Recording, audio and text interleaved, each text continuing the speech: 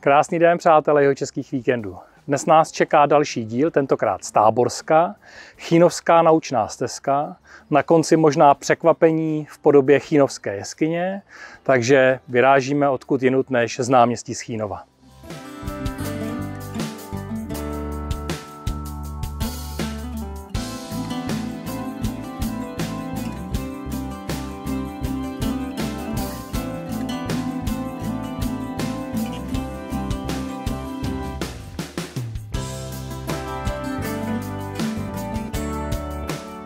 Chýnov leží 10 km východně od Tábora. Je jedním z nejdéle trvale osídlených míst Čech. První písemná zmínka o Chýnově v Kosmově kronice české se váže k roku 981.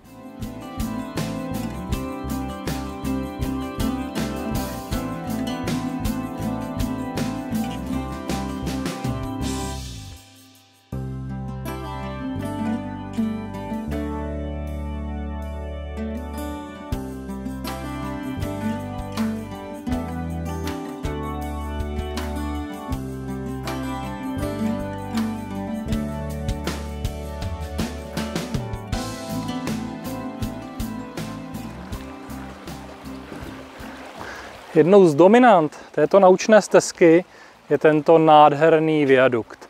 Je 27 metrů vysoký, má 9 oblouků a jeho autorem je italský architekt.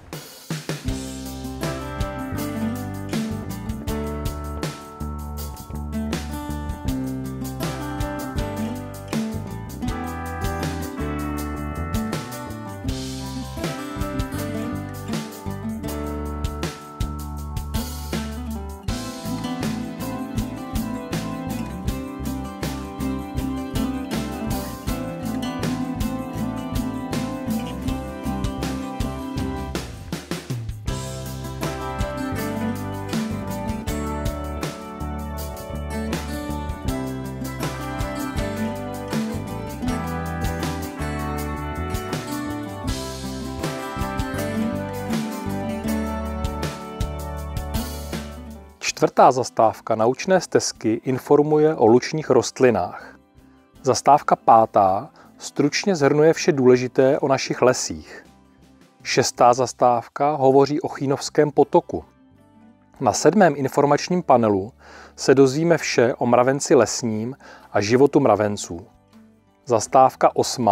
je věnována včele medonosné a včelímu úlu.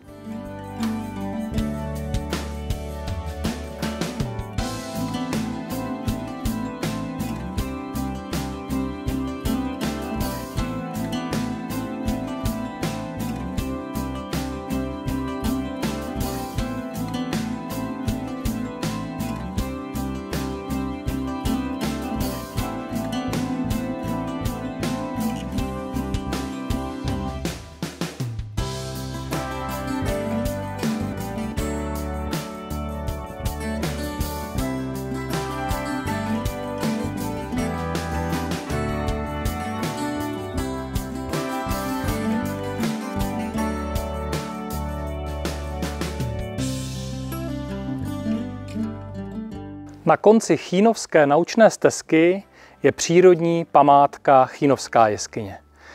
Možná nevíte, že to je jediná lokalita mimo severoamerický kontinent, kde je vzácný minerál hexagonit. Takže vás na konci této naučné stezky zveme k návštěvě Chýnovské jeskyně.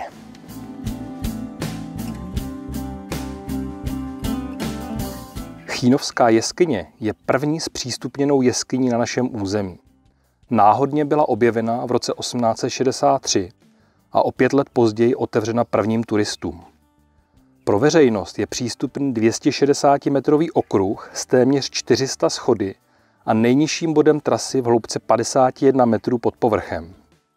Chýnovská jeskyně je zároveň největším zimovištěm netopýra řasnatého v Evropě. Jeskyně vyniká nevídaným zbarvením mramorů a fantastickou modelací stropů a stěn. V několika úrovních se zde vytváří složitý systém chodeb, jehož členitost umocňuje množství korozních a erozních tvarů.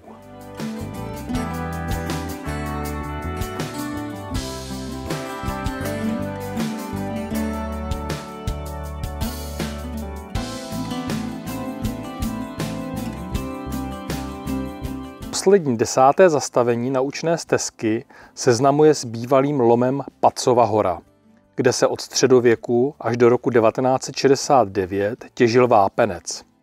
Oblast Pacovy hory byla vyhlášena přírodní rezervací.